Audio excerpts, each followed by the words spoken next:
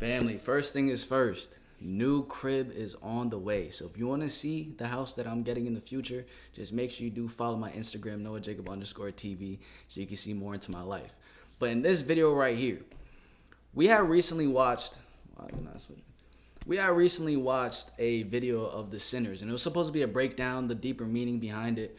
But in that video, I'm not gonna lie, I didn't get a full understanding of the plot of the movie and like just all the different areas of climax, of it going down, the reason and purpose behind each character. I wasn't getting all of that. And for me, when it comes to like mainstream entertainment, this has been the first movie that has been like widely talked about. We haven't had a movie like this in quite some time.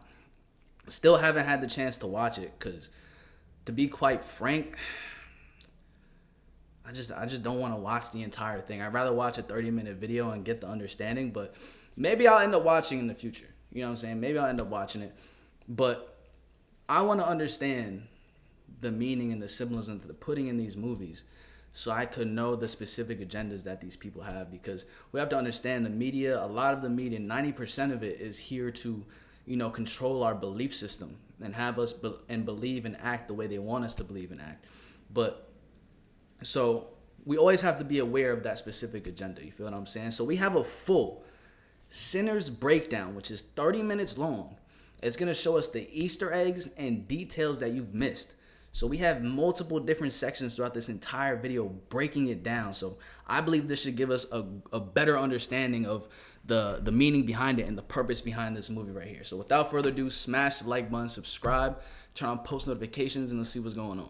Tales of vampires with hoodoo, horror in the 1930s Jim Crow South, exploring tension between establishing a legacy and owning an identity, and a touch of cultural appropriation, of course. The film finds this beauty and depth and power in one of the most devastating periods in history, while simultaneously conjuring ancestral spirits through music and battling vampires. It goes without saying, this film is my cup of tea, and I've looked at Ryan Coogler as a beacon in film since I first saw Fruitvale Station. So in this video, I'll be breaking down the movie, but more of a technical perspective, analyzing the film from what worked and what didn't work. But yes, I will also be including a lot of hidden details. As much as Sinners is a vampire and period movie, it's very much rooted in a cultural lineage. As you may have already seen, Ryan Coogler has been very transparent about where the movie's inspiration came from, noting his grandfather and Uncle James, who both hailed from Mississippi. His uncle later moved to Oakland. Uncle James would listen to Delta blues music, and after his passing in 20... You know the things about like these movies and like movies when it comes to like the Django, like another phenomenal movie, but the movies they're clearly portraying like white superiority. And they're always, reminding us of slavery. Now, that's something that we don't want to forget about as a people, because it's something that really shaped who we are today. But at the same time, I do believe that just depicting that in itself in a movie can continue the subconscious thought of white superiority within this world. Comment down below what you guys think. 2015, Coogler began to associate that music with him, connecting and reminding him of his uncle, which dances in the theme for this movie where music transcends both life and death. The film opening by highlighting the belief in wood carvings by including the Irish poets and singers who believed they could foresee events, the Choctaw firekeepers, and the griots of West Africa. You might recognize the name from Wakanda Forever. That was also the name that Shuri gave her AI, after the same storytellers. All three groups serve as practitioners who preserve their history and culture through storytelling, usually through some form of oral tradition, verbally being passed down through poems, songs, dance, you name it. The idea that music can transcend life or time isn't really unheard of. Music has been a long-standing medium in oral traditions and is often linked to something more spiritual or something beyond. It's the conflict between music and religion and the possibility that there can be truth to myths that makes this narrative more compelling in the film. The movie officially begins in Clarksdale, Mississippi, October 16th, 1932, a day after the violent events. And you can already see the vibrant dark colors and sheen of the full landscape at work, and how Coogler, Autumn, and Hannah were really just cooking here. Creatively, Coogler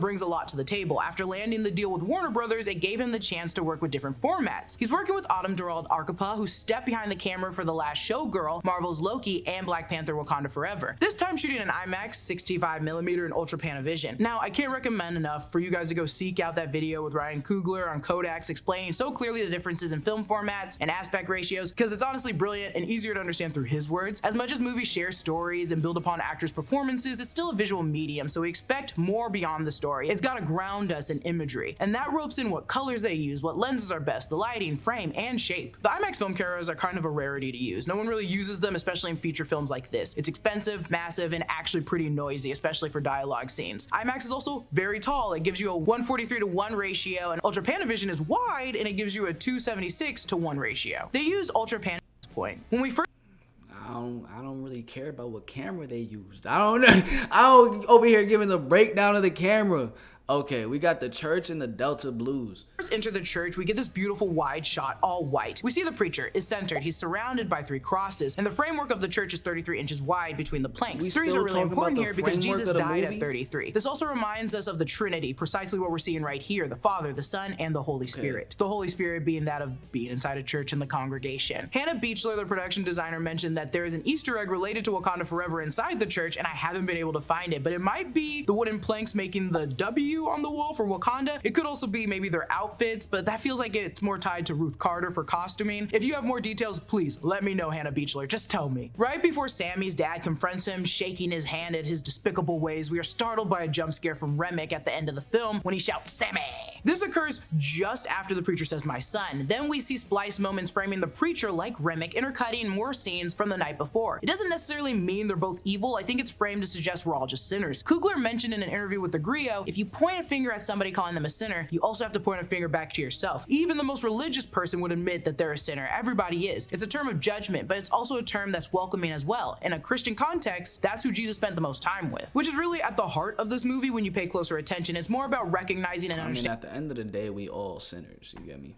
And in the lie. Delta blues, one of the earliest styles of blues music originating in the Mississippi Delta, this natural cultural beauty can be seen in some of the earliest forms of black musical expression in America, which feels like it goes hand in hand with like gospel. Both are full of passion and at times deal with themes of salvation and damnation. The stories told through blues, primarily through black people, led to white people labeling it as devil's music. The lyrics, seen as sinful, branded them sinners. And Sammy is a lot like the legendary musician Robert Johnson, whom Coogler credited for drawing inspiration. If you don't know who Robert Johnson is, the king of Delta blues singers who sold his soul to the devil at the crossroads for his musical talent. A story so famous that it's been depicted in every form of media, from Metalocalypse to Oh Brother Where Art Thou. Though some people have favored it wasn't the devil that Johnson had met up with, but the Papa Logba, the guardian of the crossroads and the gatekeeper between the human and the spirit worlds. And he didn't really sell his soul to play music, he went in search of wisdom and guidance. If Sammy is drawn from Robert Johnson, Smoke and Stack would be considered the devil, luring him to a sinful future. Still, if the myth or history has been altered, it was actually the Papa Logba instead of the devil. So Smoke and Stack actually represents Sammy's chance and gave him the potential to be great, having offered their father's guitar and giving him his first show at the juke joint. This is what I mean when I'm talking about recognizing and understanding a lie, and this being the heart of the movie. Everyone's a sinner, it's the judgment that needs to be lifted. We're now with Smoke and Stack, played by Michael B. Jordan, who Coogler has mentioned in an interview before. They used twin consultants to help him in this role. They're smoking a cigarette and waiting to make their deal. Someone on Twitter had made a great connection with consultants.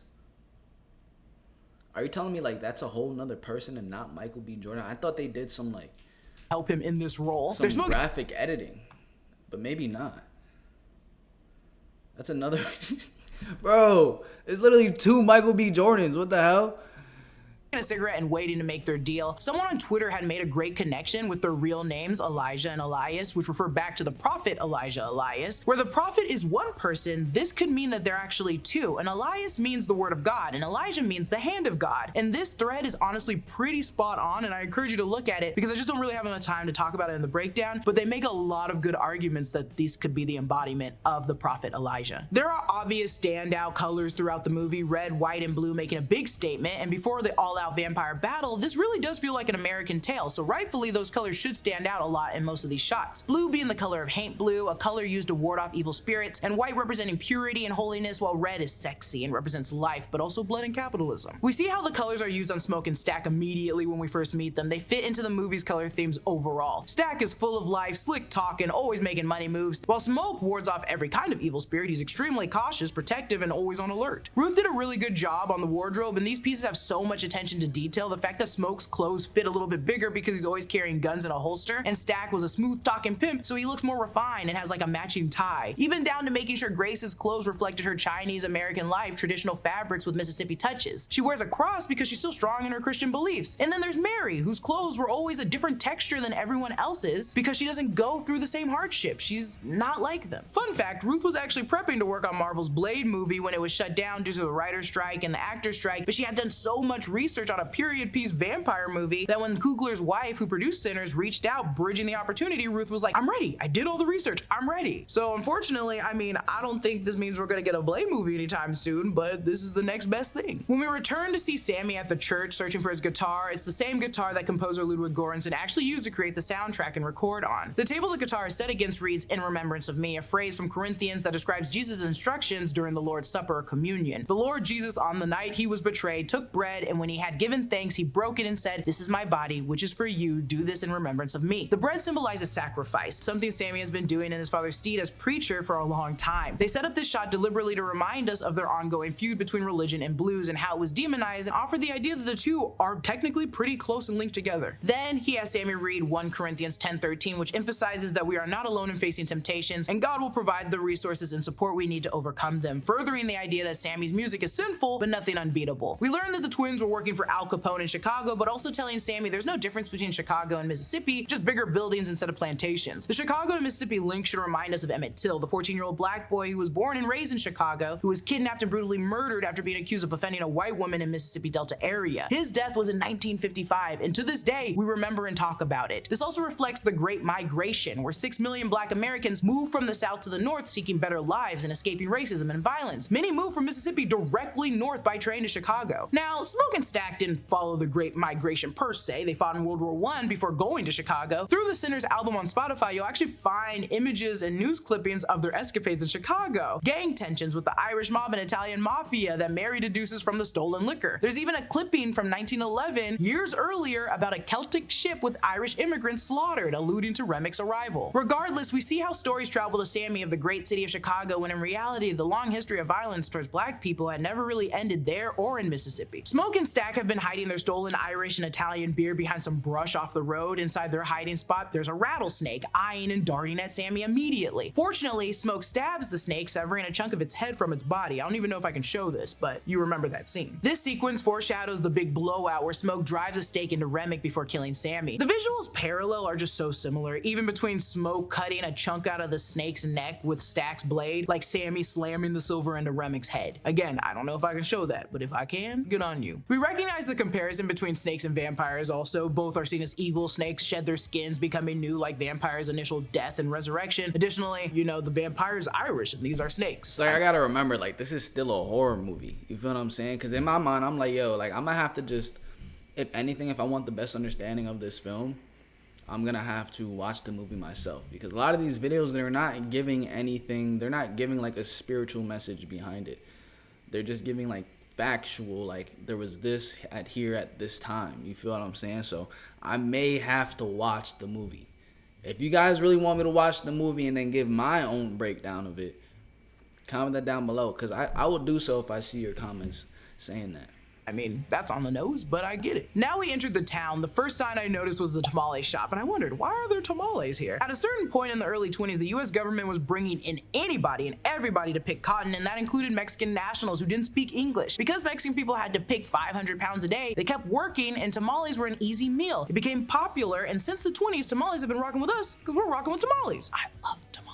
It's also so tough to see this, but they have a WQBC broadcasting station that was first licensed in Utica, Mississippi, and later moved to Vicksburg. It's just an old school radio station that I noticed immediately. This is where we meet Li Shun Li and Yao's Bo Chow. For those that don't know, Chinese immigrants originally came to the Delta to work in the cotton fields. After slavery ended, plantation owners could no longer rely on the free labor of enslaved people, so they sought out the Chinese workers, whom they viewed as inexpensive and politically powerless. However, the work in the fields was short-lived due to low wages and harsh conditions, and many eventually opened in grocery stores, and during segregation, they served the black community when the white community wouldn't. Thus, they found themselves in a unique position, neither entirely accepted by white nor black communities. And Bo's actor spoke to the fact, using their dialect as an example of them occupying a middle ground. He said, because of her, Grace's association with white people, she would take on more of their dialect, and I would take on the dialect of black people. That spoke to them having two stores. There would be that subtle code switching that immigrants do and what Chinese people have to do wherever they go. While Stack and Sammy venture to their next errand, he mentions having Charlie Patton's guitar. Some would call him the father of Delta blues. His music supplied a great foundation for other blues players like Robert Johnson, whom I spoke about earlier, Muddy Waters, and Howlin' Wolf. We learn at the end of the movie that this was all a big fat lie and the guitar actually belonged to their daddy. Sammy begins singing Travelin', our first time hearing Miles Catton sing, and it's phenomenal. We've learned in interviews that Miles actually performs and tours with the incredible musician Her, and she was the one who encouraged him to audition for this role, so thank God. God bless her. We'll hear the song again at the end of the film when older Sammy, played by Buddy Guy, performs again for Stack. Mother's Day is coming up, and I am determined to remember far enough in advance that YouTube levels just. And it's not like there's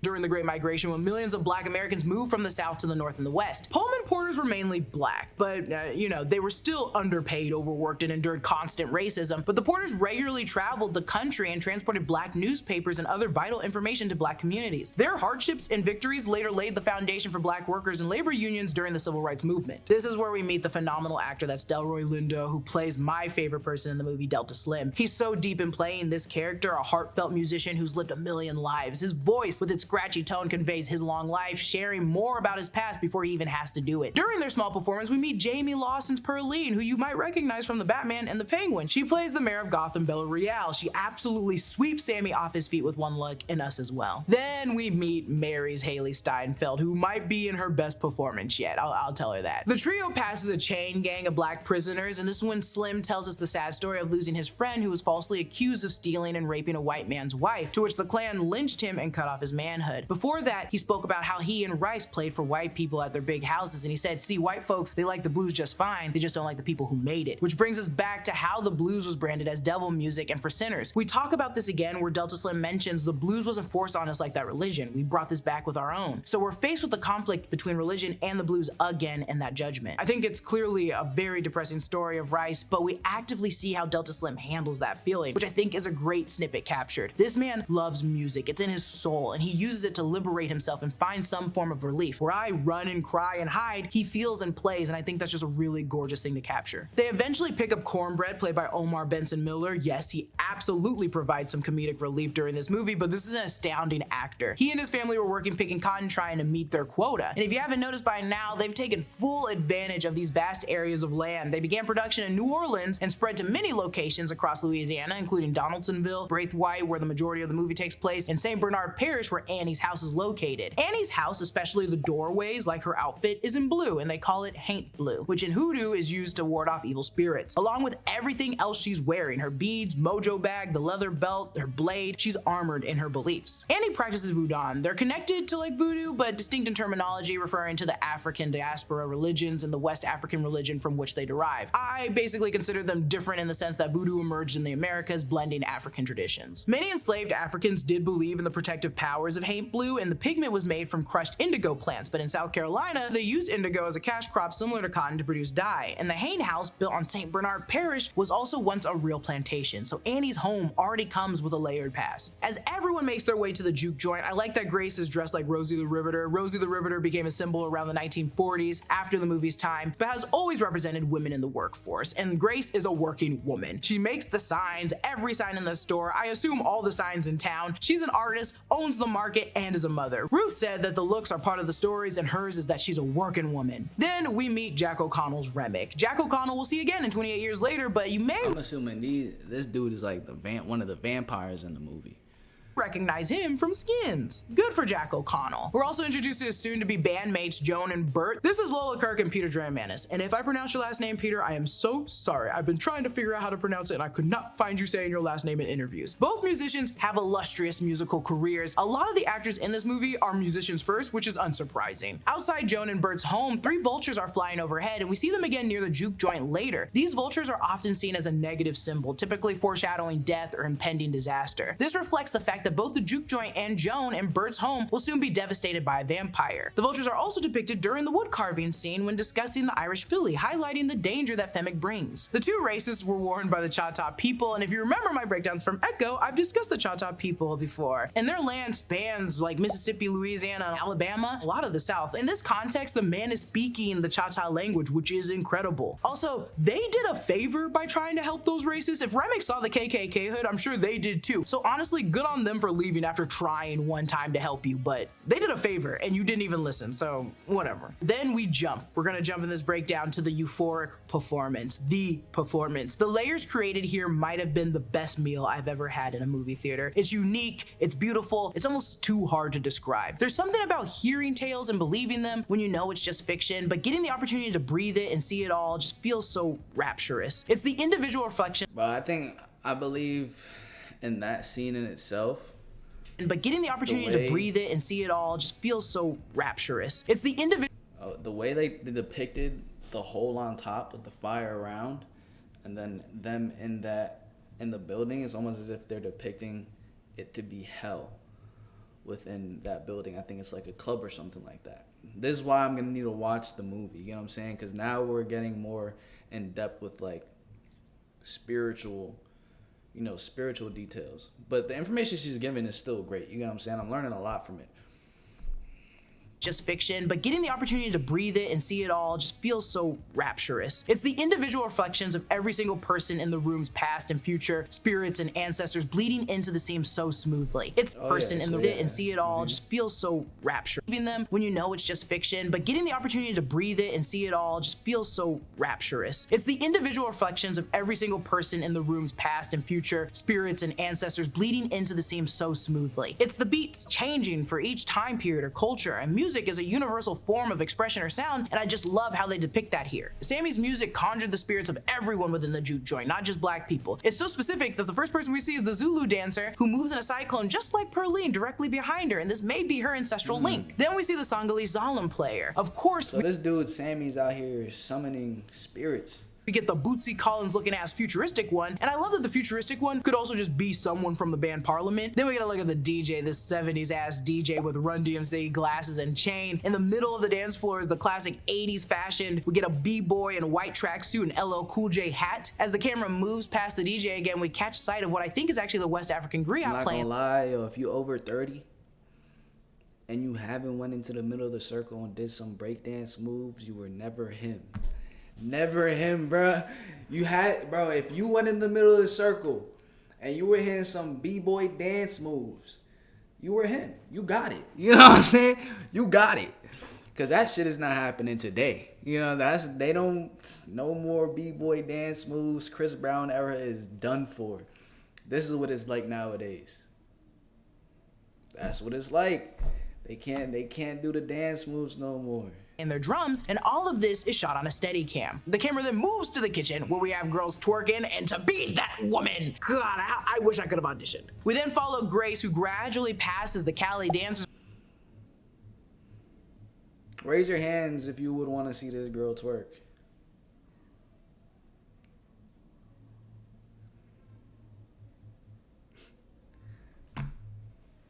Comment below if you raised your hand.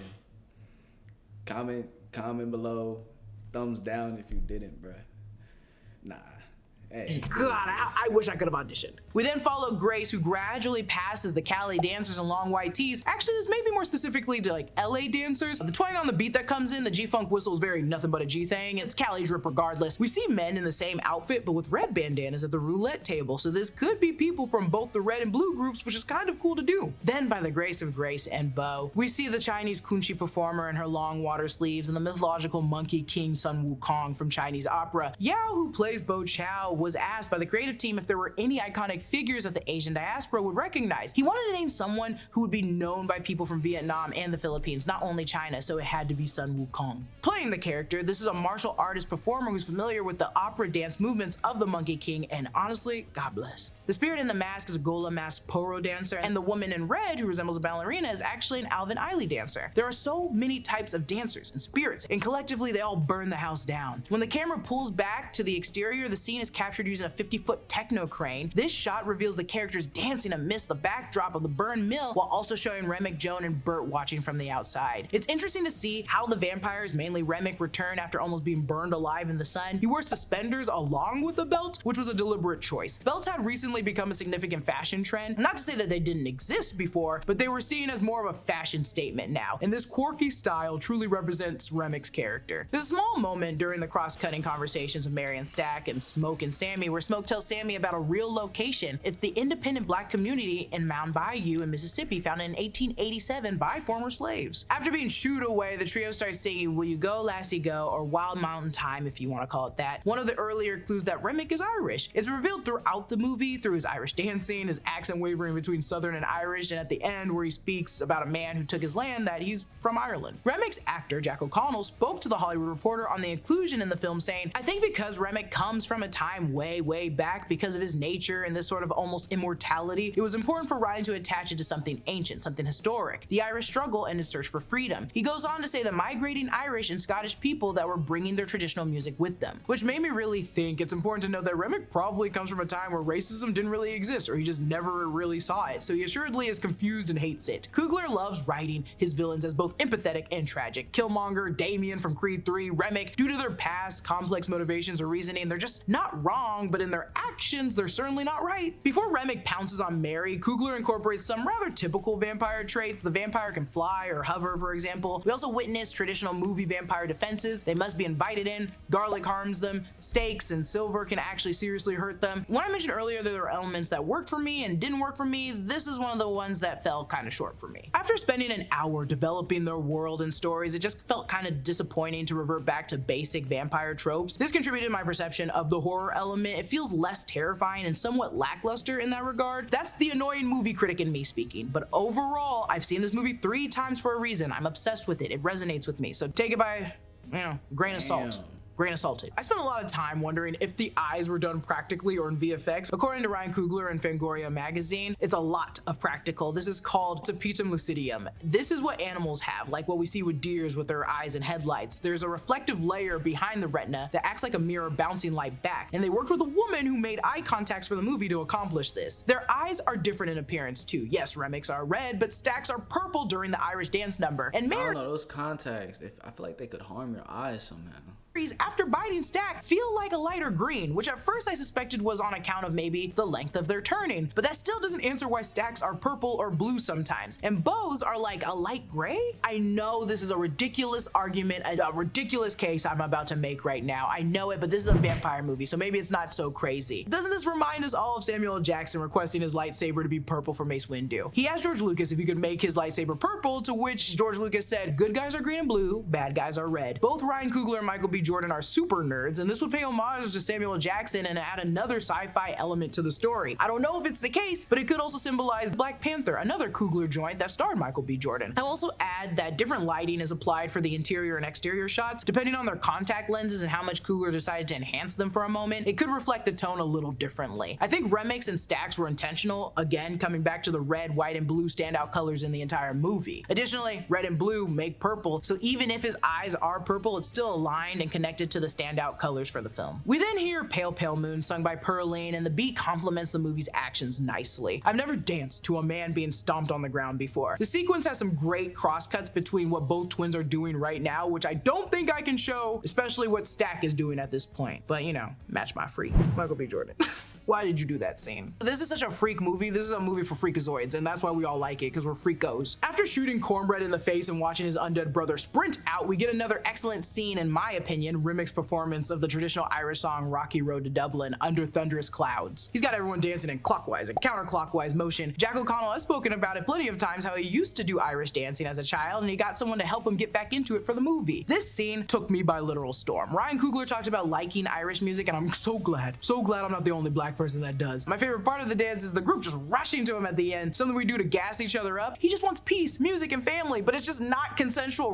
When Remick confronts them while they're inside the juke joint, it's a great scene depicting Remick's nature to empathize with them immediately. This empathy is rooted in his past in Ireland, where his land and his home were taken away from him. He doesn't want to see them broken or divided. Instead, he seeks to build them up. He sees himself on the same battlefield and intends to provide them with the resources to fight back, but at the same time, he desires Sammy's music. He understands they're dying when he turns them, yet he also relieves them of their inhibitions. He fails to recognize that in doing all of this, he is compromising their freedom, and Remick is a complex character, I get it, and it's just frustrating that he doesn't see himself as just another white man perpetuating the actions of a white man during Jim Crow. Eventually, the vampires make it to the juke joint, and all thanks to Grace. I don't want to blame Grace for all of this, but girl, you kinda did it. In the ensuing fight, we lose Annie, Grace, Delta Slim, and Pearline. When Annie dies, Mary reacts so viscerally, and I take this moment as evidence that their authentic selves are still in there. What I really like about this is Remick's bite only slightly transformed them physically. Yeah, they have basic vampire skills and weaknesses, but he really just relieved them of their ambitions. When the final battle between Smoke and Stack and Sammy and Remick began, between raging transition— Wait, hold up.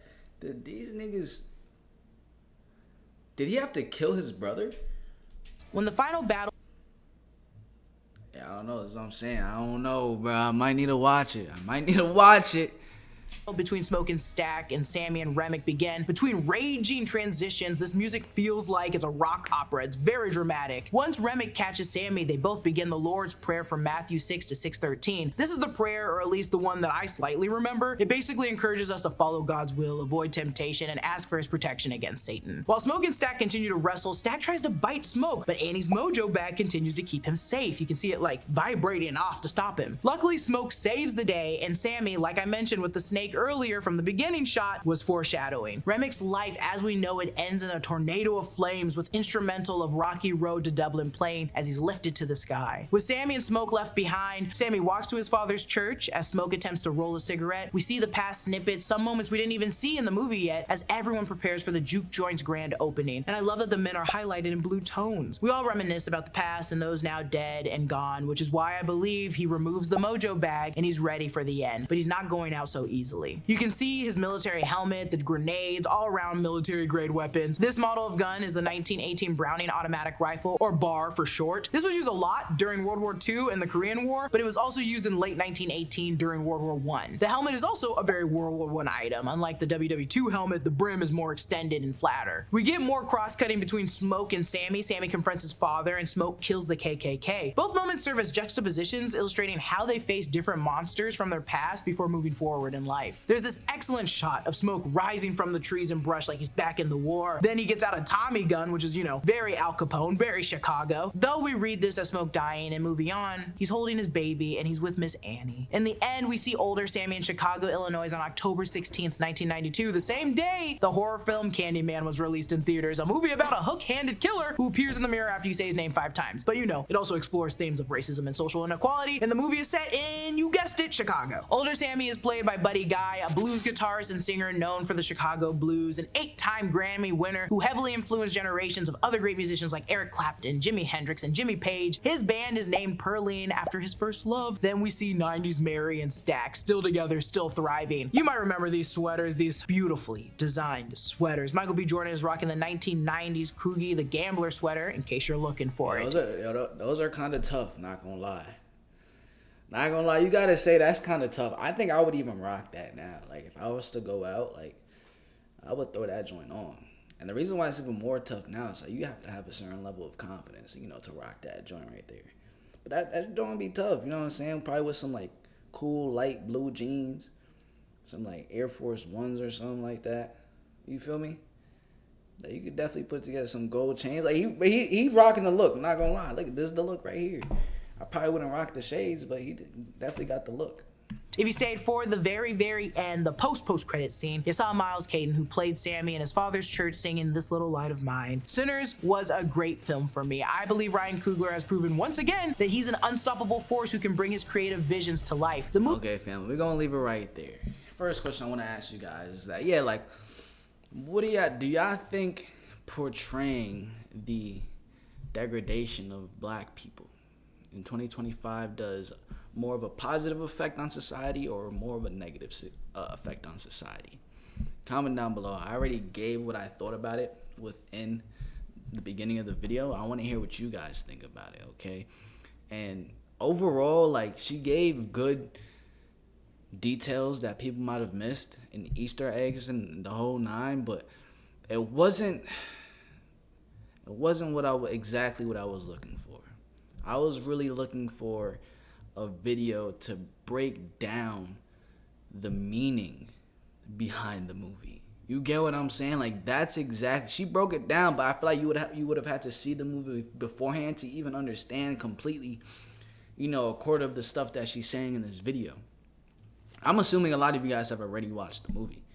I haven't watched the movie yet, but I'm able to see that there is a good amount of symbolism. And then even, bro, like, I don't know, how did the brother get to the point that he's like this about to kill him? Maybe because he was a vampire. I know there has to be like a deeper meaning behind the brothers switching on each other.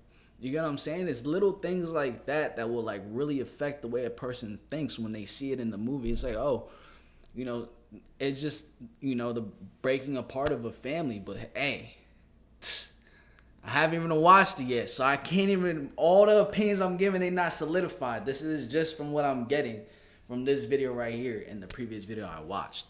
Okay, so comment down below if y'all want to get my breakdown of the Sinners movie, from my perspective, my lens, and the way I view the world. Okay, so comment that down below also. Smash the like button, subscribe, turn on post notifications so you can catch when I drop another video for you guys. I'm going to catch you guys in the next one. Peace.